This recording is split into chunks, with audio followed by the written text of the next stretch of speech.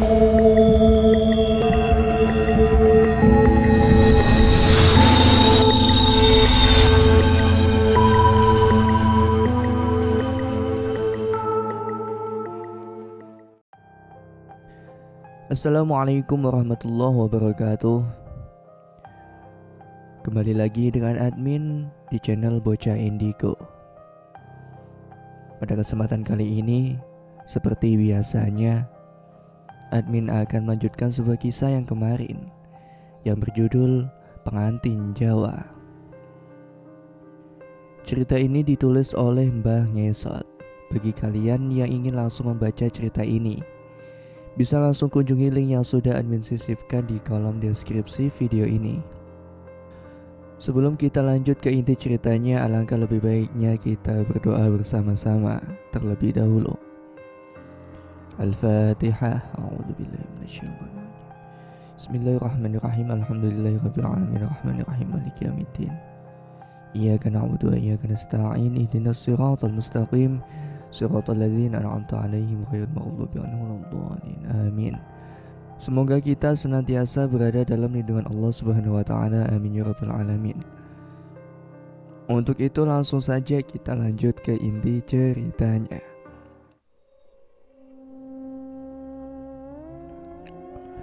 Bima tiba di kampung tetangga.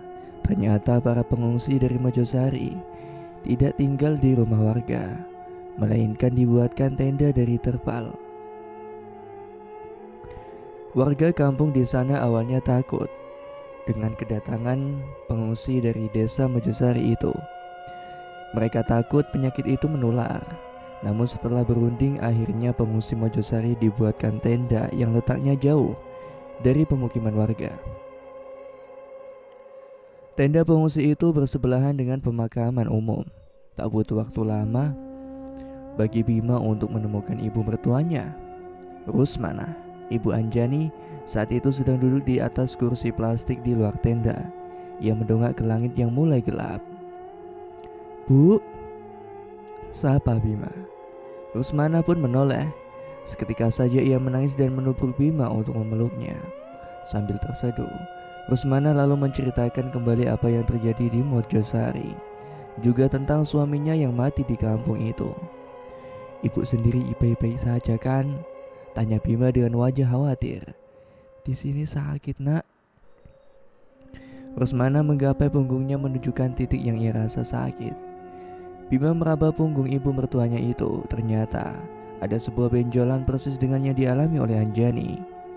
Bima menghembuskan napas berat. Ia tertunduk lesu. Bima tidak tahu apa yang harus ia lakukan untuk menyelamatkan ibu mertuanya itu. Ketika Bima masuk ke dalam tenda, ia melihat keadaan sangat memprihatinkan. Ada yang sedang mengobati keluarganya dengan daun sirih. Ada juga yang berteriak kesakitan sambil menggapai-gapai punggungnya. Bima juga menyaksikan seorang kakak yang ditangisi keluarganya. Kakek itu sudah tidak bernyawa. Tampaknya dia baru saja menghembuskan napas terakhirnya beberapa menit yang lalu. Sementara Ki Suratman membantu keluarga itu untuk mengurus jenazahnya. Tengah malam Bima tak bisa tidur. Ia duduk termangu di luar tenda. Pikirannya kemana-mana. Ia tidak menyangka kalau hidupnya akan dihadapkan dengan situasi kalut seperti ini. Terlintas dalam benak Bima, ia harus kembali ke Mojosari seperti apa yang diminta mendiang istrinya. Maka malam itu juga ia berangkat ke Mojosari seorang diri. Bima menyusuri jalan setapak, melewati pepohonan besar. Ia hanya membawa sebuah senter sebagai penerangan.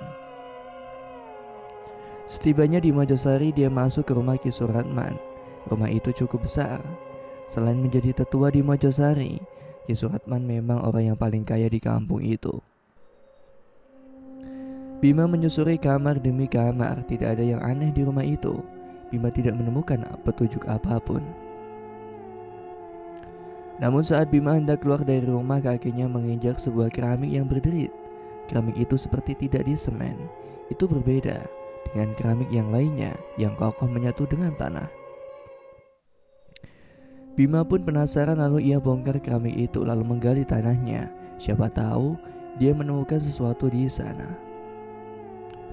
Di kedalaman 100 cm, Bima menemukan kotak kecil yang terbuat dari kayu jati. Ia segera membukanya.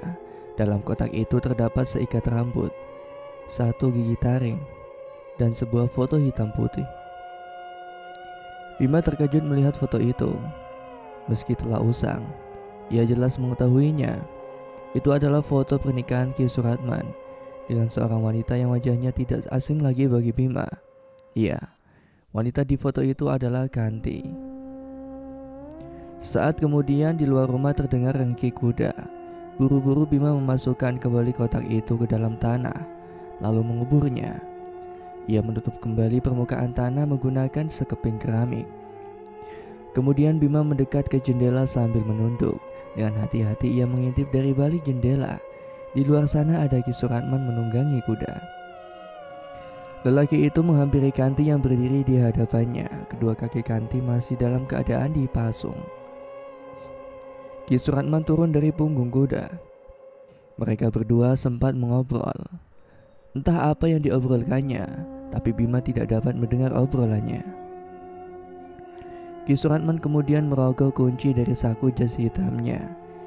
Ia membuka balok kayu yang memasung kedua kaki Kanti. Kanti sempat menoleh ke arah Bima. Menyadari hal itu, Bima refleks menunduk. Dan ketika Bima mencoba mengintip lagi, Ki Suratman dan Kanti sudah menghilang entah kemana. Setelah itu Bima merasakan sesuatu yang bergerak di punggungnya. Ia panik. Ia langsung membuka bajunya lalu masuk ke dalam kamar Ki Suratman. Dalam kamar itu ada sebuah lemari tua yang di bagian pintunya terdapat cermin besar. Bima berdiri membelakangi cermin itu, memastikan ada apa di punggungnya. Bima melihat benjolan misterius tumbuh di punggungnya. Benjolan itu bergerak-gerak seperti makhluk hidup. Semakin lama, ia merasa semakin ngilu dan sakit. Bima merasa ada yang sedang menggerogoti dagingnya. Sementara itu di rumah Bima, Zulfa penasaran siapa yang ada di dalam kamar itu. Setelah mendengar suara seorang wanita yang mengaku Kanti, Zulfa mendekat perlahan. Ia pegang gagang pintu. Bukannya dibuka, ia malah tutup kembali pintu itu. Zulfa sangat amanah. Ia tidak mau mengecewakan majikannya, Bima. Apapun yang terjadi, Zulfa tidak akan mau masuk ke dalam kamar itu. Kanti, aku Zulfa, asisten rumah tangga baru di rumah ini.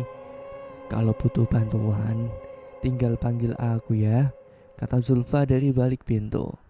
Lalu menempelkan telinganya di pintu agar bisa mendengar dengan jelas jawaban dari Kanti. Masuk. Lirih terdengar suara Kanti dari dalam kamar. Bisa kamu saja yang keluar dari kamar, soalnya aku gak dibolehin masuk sama Pak Bima. Tanpa ada jawaban lagi, pintu perlahan terbuka kembali. Kali ini lebih lebar. Dari balik pintu itu muncul sebuah tangan perempuan. Zulfa hendak menyentuh tangan itu, namun tiba-tiba ada seseorang yang memanggilnya. Zulfa, panggil Anjani. Ia sudah berdiri di depan pintu kamar Bima. Iya Bu Anjani, jawab Zulfa sambil tersenyum ramah. Anjani menggelengkan kepala. Tanpa penjelasan apapun ia berkata, jangan. Iya Bu, kata Zulfa. Ia manut saja dengan majikannya. Kalau ada apa-apa, panggil Zulfa aja ya, bisik Zulfa sebelum ia menutup kembali pintu kamar itu. Malam itu Zulfa kembali menyisir rambut Anjani. Ia membersihkan butiran tanah yang menempel di sela-sela rambut majikannya. Tidak lama berselang ia mendengar suara teriakan wanita dari dalam kamar yang membuatnya selama ini penasaran. Jelas saja Zulfa panik. Ia langsung lari menuju kamar itu. Pintu kamarnya sudah terbuka lebar. Zulfa terkejut dengan apa yang ia lihat. Ada sebuah makam dan seorang wanita berjubah hitam yang merayap di dinding. Zulfa masih mematung di depan kamar itu. Kedua kakinya mendadak susah digerakkan. Wanita berjubah hitam dengan kukunya yang panjang dan hitam merayap dan mendekat ke arah Zulfa. Rambutnya yang panjang menjuntai menutupi wajahnya sehingga tak terlihat dengan jelas. Hanya dalam sekejap mata sosok mengerikan itu sudah ada di hadapan Zulfa. Entah apa yang terjadi, lidah Zulfa seketika keluh. Ia tidak bisa mengucap sepatah kata apapun. Wajahnya pun berkeringat dingin. Ingin sekali ia lari dan meminta tolong, tapi sekujur tubuhnya seakan membatu, sulit sekali digerakkan. Zulfa lalu dicekik, tubuhnya ditarik masuk ke dalam kamar. Pintu seketika tertutup dengan sendirinya. Jangan! Dari kejauhan, Anjani berteriak saat melihat Zulfa dibawa oleh makhluk itu. Anjani menangis lantaran tidak bisa berbuat apa-apa. Jauh sebelum Mojosari kena kutukan, kampung itu sebenarnya tempat yang nyaman dan tentram. Setiap tahunnya, selalu ada pernikahan yang digelar di kampung itu. Semuanya baik-baik saja. Tidak ada mitos yang sinting yang mengatakan kalau pernikahan adalah sebuah kesialan. Tapi itu dulu, ketika kampung itu dipimpin oleh Ki Abidin. Ia adalah tetua kampung sebelum Ki Suratman. Saat itu Ki Abidin adalah orang terkaya di Mojosari. Lain halnya dengan Ki Suratman. Dulunya ia adalah orang miskin yang bekerja sebagai kuli cangkul di sawahnya Ki Abidin. Ki Suratman menikahi Kanti, seorang gadis Mojosari. Mereka berdua tinggal di Gubuk Reot yang terletak di tengah pesawahan milik Ki Abidin. Setiap hari kerjaan Ki Suratman dan Kanti mengurus sawah majikannya itu. Mereka sangat patuh pada Ki Abidin. Selain mengurus sawah, Ki Suratman juga dipekerjakan untuk menjaga kambing Ki Abidin. Ada 5 ekor kambing yang diurusi Ki Suratman. Setiap sore, ia ngarit atau mencari rumput untuk memberi makan kambing-kambing itu. Semua berjalan baik-baik saja hingga pada suatu hari Ki Suratman tertimpa masalah. 1 ekor kambing etawa yang ia urus tiba-tiba mati, sedangkan itu adalah kambing kesayangannya Ki Abidin. Kejadian itu membuat Ki Abidin marah besar. Ki Suratman dimaki-maki. Kanti juga tidak luput dari amarah Ki Abidin. Padahal kematian kambing itu bukan kesalahannya Ki Suratman, sebab ia sudah mengurusnya dengan baik. Kematian kambing itu murni disebabkan oleh penyakit. Hei, Suratman, kau apakan kambingku? Sumpah Ki, aku sudah mengurusnya dengan benar. Sekarang memang sedang musim penyakit, jawab Ki Suratman. Alah, alasan aja kau. Kau dan istrimu memang kacung sialan. Ki Suratman tidak terima dicaci separah itu. Ia sangat sakit hati. Ia berjanji akan melakukan apapun demi balas dendam pada Ki Abidin. Tengah malam Ki Suratman pergi ke hutan Gantarawang. Itu adalah hutan terlarang dan sangat angker. Hutan itu sangat jarang dijamah manusia. Semua orang tahu kalau di sana ada sumur keramat yang menjadi sarang setan.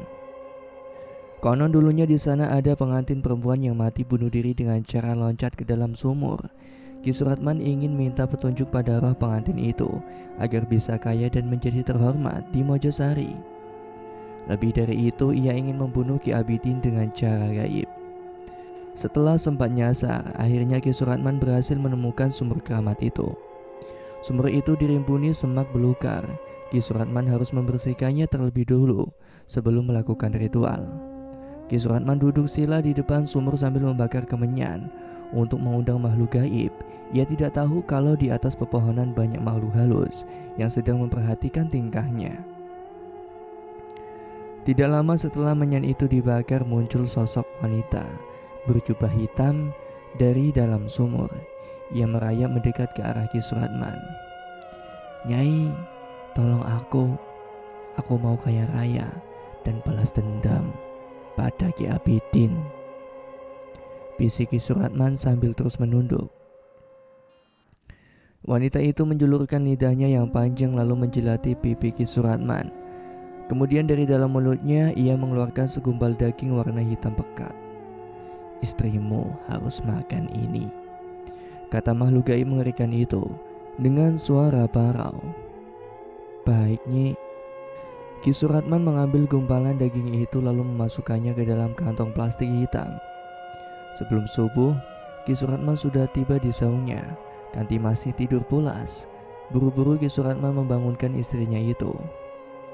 Kanti, bangun. Bangun Kanti. Ki Suratman mengguncangkan tubuh istrinya. Ada apa mas? Tanya Kanti masih dalam keadaan mengantuk. Ki Suratman mengeluarkan segumpal daging dari plastik. "Makan ini." Ia menyodorkan daging tersebut ke wajah mulut Kanti. Kanti menolak, sebab daging yang disodorkan suaminya bergerak-gerak seperti hidup. Ia merasa jijik. "Kamu harus makan ini. Aku pengen sugih," bentak Ki Suratman. Ia mencekoki Kanti, memaksanya untuk menelan daging itu. Ketika daging berhasil ditelan, punggung Kanti tiba-tiba terasa panas seperti dibakar. Kanti mengamuk dan berteriak seperti cacing kepanasan. Ki Suratman tidak tahu apa yang akan terjadi dengan istrinya itu. Di punggung Kanti ada benjolan yang bergerak-gerak, membuat Kanti semakin berteriak kesakitan. Ia pun jatuh pingsan. Dan keesokan paginya, saat Ki Suratman bangun, Kanti sudah tidak ada di saung. Ia menghilang entah kemana.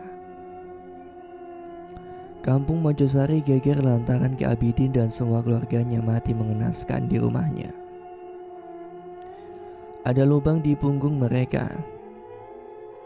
Itu seperti lubang bisul yang baru saja pecah. Di sisi lain, kejadian itu membuat Ki Suratman sangat bahagia. Akhirnya dia bisa balas dendam pada majikannya itu. Ia merasa sangat puas. Sementara itu Kanti sudah dirasuki oleh makhluk jahat dalam tubuhnya. Ia sering menghilang dan datang kembali secara tiba-tiba.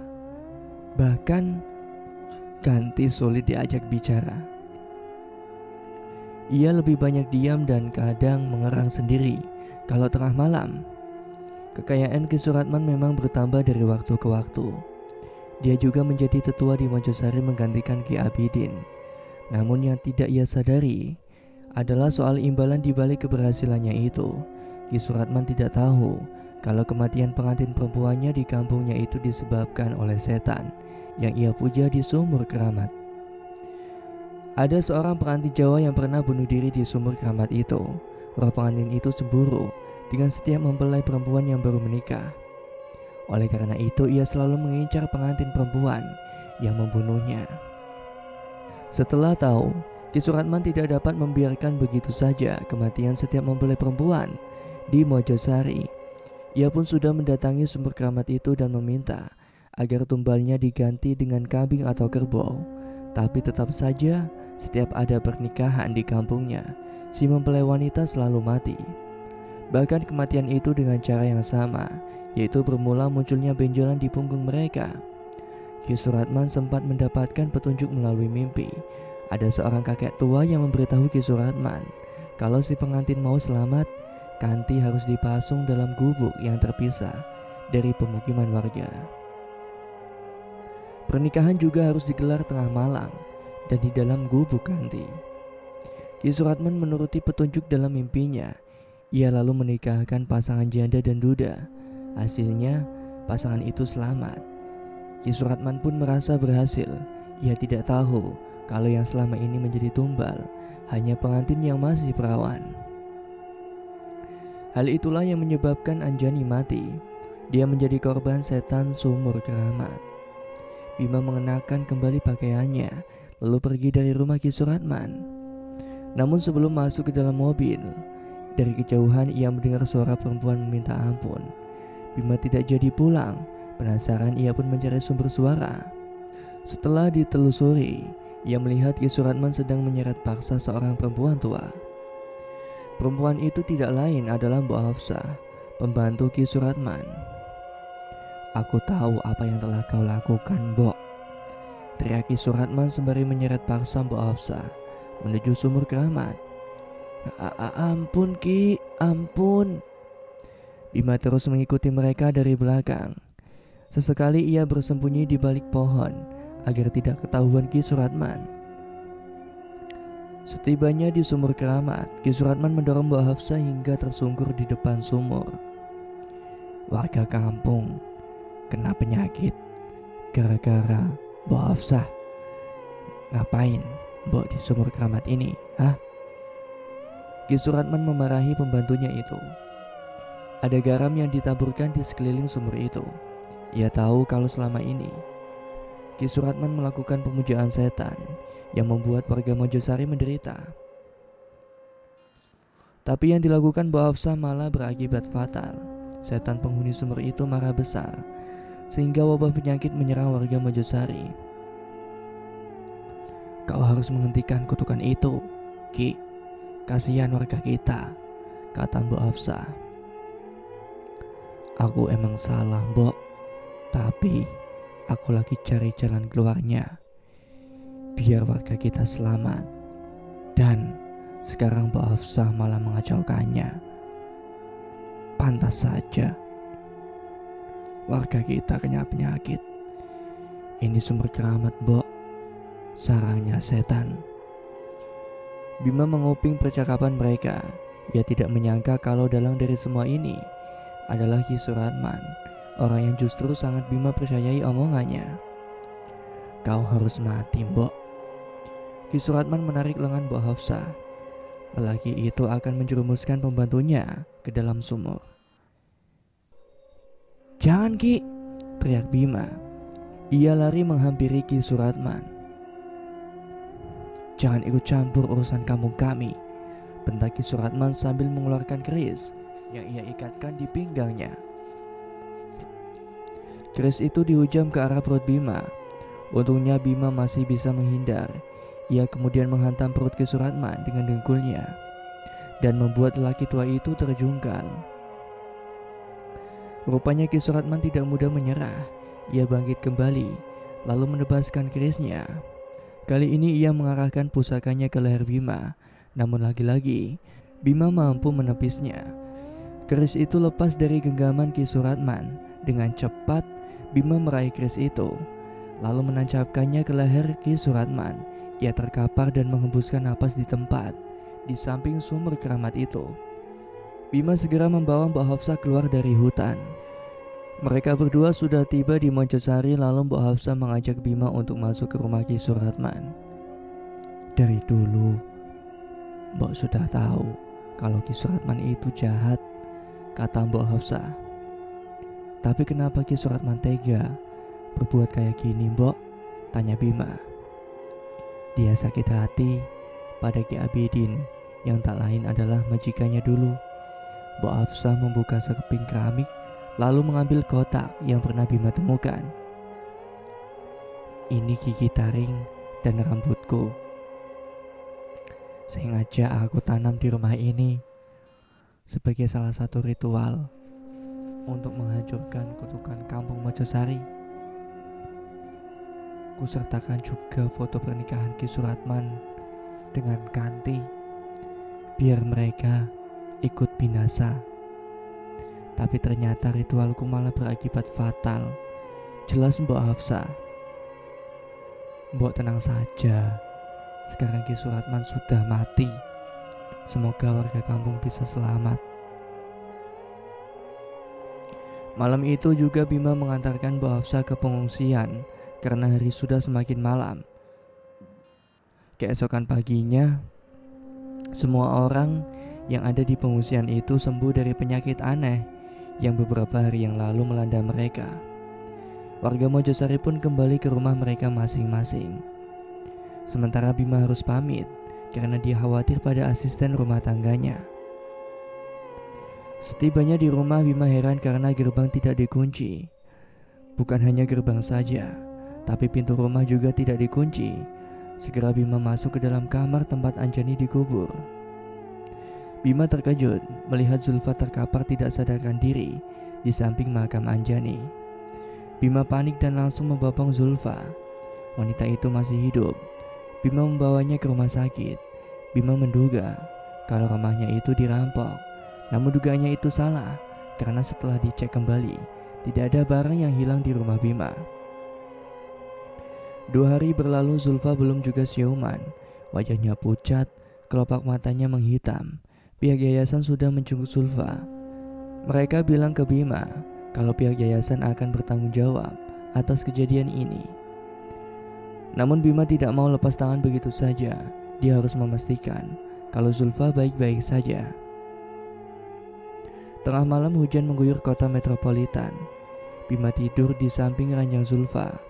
Wanita itu masih tidak sadarkan diri. Pergelangan tangannya diinfus Dadanya naik turun menandakan dia masih hidup. Sesaat kemudian tubuh Zulfa bergetar. Matanya melotot seperti melihat sesuatu mengerikan melayang di atas kepalanya.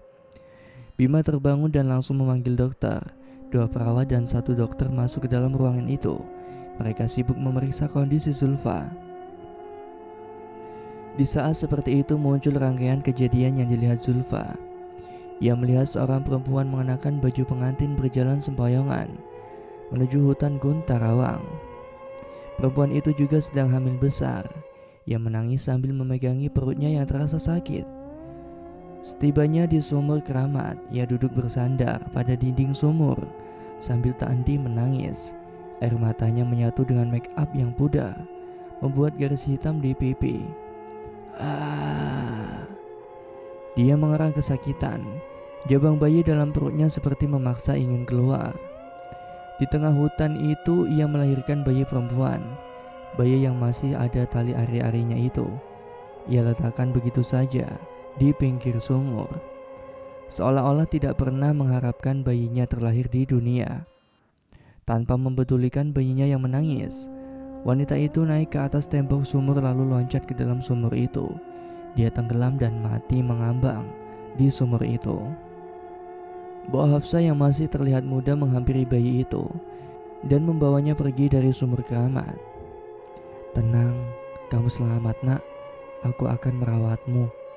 Semenjak saat itu, yang ia adopsi diberi nama Zulfa. Wanita yang bunuh diri itu bernama Sumarni. Acara pernikahannya diamuk warga lantaran dia melakukan perzinaan sebelum menikah. Saat itu suaminya diarak dan dipermalukan keliling kampung. Sementara Sumarni berhasil kabur ke hutan Gantarwang. Tubuh Zulfa kembali tenang. Perlahan matanya juga terpejam. Seorang perawat mengganti cairan infusnya, sedangkan dokter sibuk memberitahu Bima kalau Zulfa baik-baik saja. Keesokan paginya Zulfa siuman, tubuhnya masih lemah. Perlahan Bima menyuapinya bubur. "Kita belum sempat kenalan, aku Bima. Sebenarnya, apa yang terjadi selama aku pergi?" tanya Bima penasaran. "Di dalam kamar itu, Pak, ada perempuan yang sangat mengerikan. Aku seperti dibekap dan setelah itu aku tidak sadarkan diri," jawab Zulfa dengan suara yang pelan. Bima menghembuskan napas berat. Dia yakin wanita itu pasti si Kanti. "Bu Anjani kemana, Pak?" tanya Zulfa. Ia menoleh ke sekeliling mencari Anjani. Bima mengerutkan dahi. Dia heran, dari mana Zulfa tahu tentang Anjani? "Kamu tahu Anjani dari siapa?" tanya Bima. "Selama Pak Bima pergi, aku ditemani Bu Anjani di rumah." Seketika saja Bima meletakkan mangkuk bubur yang ia pegang. "Anjani itu istriku. Dia sudah meninggal. Aku menguburnya di dalam kamar. Kalau kamu lihat kuburan dalam kamar, itu adalah kuburan Anjani. Makanya aku melarangmu untuk masuk ke kamar itu," timpal Bima. "Nggak mungkin, Pak. Jelas-jelas Bu Anjani bersamaku semalam. Aku nyisirin rambutnya." "Ya sudah, yang penting kamu selamat," kata Bima. Ia kembali menyendok bubur Zulfa. 3 hari kemudian, Zulfa sudah pulih. Dia tampak segar seperti sedia kala. Bima meminta Zulfa untuk tetap bekerja di rumahnya, tapi Zulfa memilih untuk memundurkan diri. Kejadian yang dialami sangat janggal.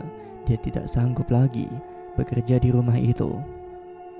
"Kamu yakin gak mau kerja di sini lagi?" tanya Bima sambil fokus menyetir. Pagi itu Zulfa minta diantarkan ke stasiun kereta api. "Iya Pak, saya mau cari kerjaan lain saja," jawab Zulfa sambil memandangi perjalanan yang ramai oleh lalu lalang kendaraan. "Kalau boleh tahu, asal kamu dari mana?" tanya Bima lagi. "Saya juga nggak tahu asal saya dari mana, Pak. Dari kecil saya hidup di panti asuhan. Sampai sekarang saya nggak tahu siapa orang tua saya dan dari mana asal saya. Tapi saya cukup beruntung punya orang-orang baik di panti asuhan." Bima mengangguk-angguk. "Terus ini kamu mau kemana?" tanya Bima. Tiba-tiba saja suara besar dan serak keluar dari mulut Zulfa. "Mojosari." Jelas itu bukan suara aslinya Zulfa. Bima terkejut. Mendadak dia menginjak rem mobil membuat Zulfa tersentak. "Kenapa, Pak?" tanya Zulfa panik. Napas Bima terengah-engah, keringat membasahi dahinya. "Tadi kamu bilang Mojosari." Bima menatap Zulfa yang duduk di sampingnya. "Mojosari? Enggak, Pak. Saya tadi bilang mau ke rumah teman saya." Zulfa menggelengkan kepala. Bima menelan ludahnya sendiri. Dia menarik napas mencoba untuk tenang. Klakson ramai berbunyi di belakang mobil Bima. Para pengemudi lain geram karena Bima ngerem dadak. Segera Bima menyalakan kembali mesin mobilnya yang sempat ia mati. Mobil itu melaju kembali dengan kecepatan stabil. Setibanya di stasiun, Zulfa turun dari mobil Bima. Ia berterima kasih atas kebaikan Bima selama ini. Bima memberinya uang tambahan dan juga sebuah handphone. "Di handphone ini ada nomorku. Kalau nanti kamu berminat kerja lagi di rumahku, telepon saja ya," ujar Bima. "Iya Pak, terima kasih banyak." Mereka pun berpisah. Sambil tersenyum, Zulfa melambaikan tangan pada Bima. Berat rasanya Bima melepas Zulfa. Dia khawatir akan terjadi apa-apa pada wanita itu. Tapi Bima juga tidak bisa memaksa Zulfa untuk tetap bekerja di rumahnya. Sesaat sebelum pergi dari stasiun, Bima melirik kaca spionnya. Di pantulan kaca itu ia melihat Zulfa berdiri di pinggir jalan sambil terus memperhatikan mobil Bima. Di samping Zulfa, Bima melihat sosok perempuan berambut panjang dengan pakaian hitam. Perempuan itu tak lain adalah Kanti. Bima mengerutkan dahi. Ia lalu mengerjapkan kedua matanya. Seketika saja sosok Kanti itu menghilang dan cerita pun selesai. Demikianlah kisah yang dapat saya sampaikan. Semoga dari kisah ini dapat diambil banyak pelajaran untuk kebaikan hidup kita ke depannya. Semoga juga dapat senantiasa meningkatkan keimanan dan ketakwaan kita kepada Tuhan Yang Maha Esa. Amin ya rabbal alamin. Wallahul muwaffiq ila aqwamit thoriq. Wassalamualaikum warahmatullahi wabarakatuh.